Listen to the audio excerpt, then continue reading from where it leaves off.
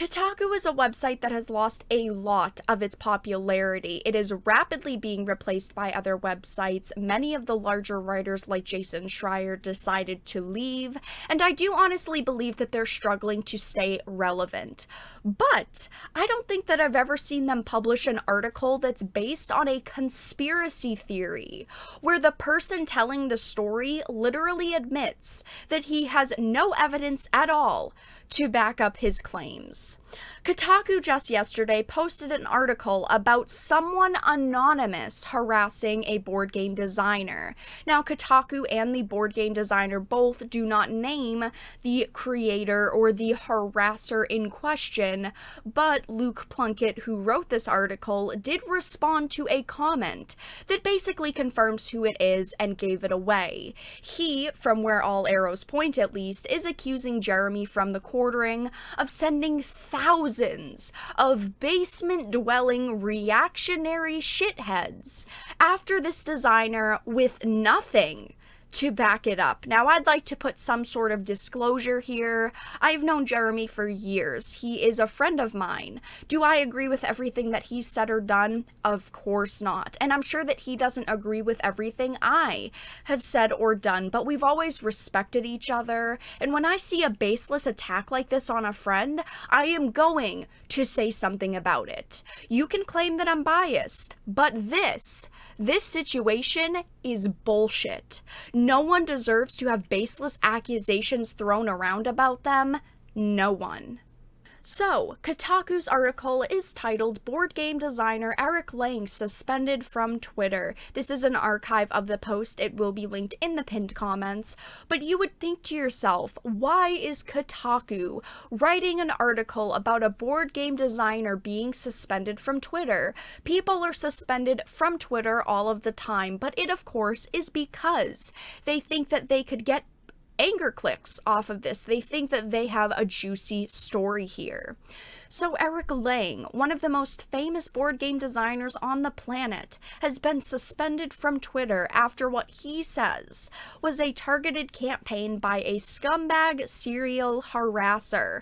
Calling someone a scumbag serial harasser is definitely nothing to be taken lightly, and you should probably show evidence of someone being this awful thing if you're going to claim that they are that thing. But of course, they don't show any evidence of that. Lang, designer of stuff like Blood Rage and the Star Wars and Game of Thrones card games, has worked with everyone from Fantasy Flight to CMON. If you ask most board game fans to name the most popular and prominent designers in the business, Lang's name will usually be pretty near the top of the list. Does that mean that he's more credible than someone else just because he's been in an industry for a long time? I mean, that's basically what this writer is saying.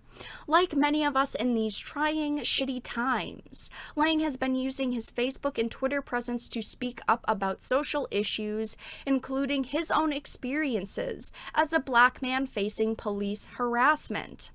Recently, Lang has said that he has become the target of thousands of basement-dwelling reactionary shitheads, which he believes are fans of a scumbag serial harasser, there's that claim, to whom I refuse to give free publicity to. I am going to read through his full account of what's happened, a statement that he did post on his Facebook page.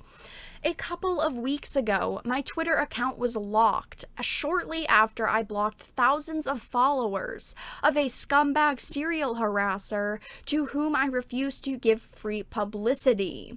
I used a chain blocker app because there were a lot of followers to block, and I made a tactical error. I tweeted about the blocking action in advance to give my followers time to unfollow if they didn't want to be blocked. I appealed the restriction several times over the course of the last 2 weeks, getting zero response from Twitter, and 2 days ago was suddenly suspended without notice. Question 1. Why did I chain block the harasser's followers? The account in question is notorious for harassing and dogpiling left-leaning public figures on Twitter, particularly women and people of color. I just want to say I followed Jeremy for a very long time on social media because we are friends. I do follow him. And I don't think that I've ever really seen him particularly harass women and people of color. He doesn't go after anyone specific for their skin color or because of their gender. If he wants to criticize one of your actions, he just does it. And there are times where he was wrong and he feels he went too far, and he has apologized for it. Are we also holding those situations against him? Because I believe once someone's apologized, most of the time, they deserve a second chance. They know how to exploit weaknesses on social media and can claim plausible deniability if confronted. But in several well-documented cases, when that account targets a personality, that personality is dogpiled by endless trolls quote-tweeting South Park and other edgelord trash. Recently, the Scumbag targeted John Boyega, and the dogpiling was a tragic sight to behold. I noticed then that I had started collecting some of the Scumbag's followers, and immediately recognized the pattern. I decided quickly, mostly for the sake of denying these assholes access to my friends and followers, that I would simply chain block the entire account. I just want to say John Boyega has a huge presence on social media. If he really felt attacked, he would say something, and his fans would attack the quartering back. He has a huge social media presence and a huge reach as well. Why is Jeremy the boogeyman? I mean, why does the left always have to have a bad guy, and why is it the quartering? Who is calling the shots saying, yeah, we don't like that guy, and we definitely don't say his name? I mean, it's childish.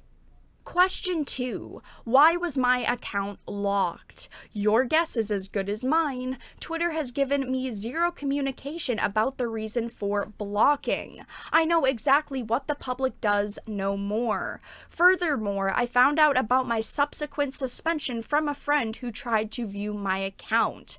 Of course, I have my opinions about why, and I've seen enough abusive reporting in the past to recognize the pattern. Can it be proven? Nope.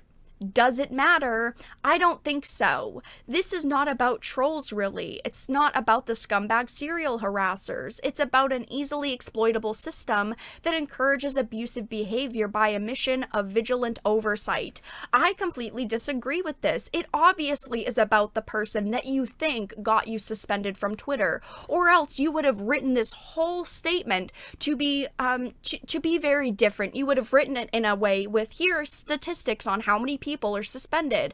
Here's statistics on how many people were wrongfully suspended from Twitter. You decided to reach out to Kotaku to have this published because you dislike this figure. But down in the comments is really where it got me, because someone commented, I won't name him, but one of the people leading the harassment campaign was banned a few years ago from Magic the Gathering after, among other things, targeting a prominent cosplayer and causing her to leave the community. She has since returned to much rejoicing, by the way, to which Jeremy, the quartering, had apologized to her, and as far as I know, there's no bad blood between them because she has forgiven him. We wouldn't mention that though. And of course, the writer Luke Plunkett commented, that's the guy, basically confirming that it is the quartering. Now, rightfully so, the quartering retweeted the initial article, giving them exposure, by the way. Good guy quartering. He said, Kotaku literally printed this dude's conspiracy theory, that a simple retweet from me got his account banned. This website is a fucking joke. Luke Plunkett, you're a fucking hack. I don't even know who this guy is, and all I did was retweet his hate towards me. I guess I can't respond. As you guys can tell, we can all tell why this article was written, and it wasn't because Luke Plunkett cares about someone being harassed. It's not because this design designer cares about people being unfairly suspended from Twitter. It's about the clicks and the views an article can get and about dunking on this creator they don't like. If they really cared, Luke Plunkett would have called out this creator they've deemed awful. They would openly voice their opinions on it, and they wouldn't have published an article without evidence of this event actually happening in the first place. But that is all that I really had to discuss in this video. I did find it extremely important to point out the fact that they literally published an article where they have no evidence of a situation happening. But that is all that I had to discuss. If you enjoyed this video and found it important, please make sure to give it a like. And of course, if you did not, make sure to give it a dislike. I appreciate your support either way, but I will talk to you all again in the next video really soon.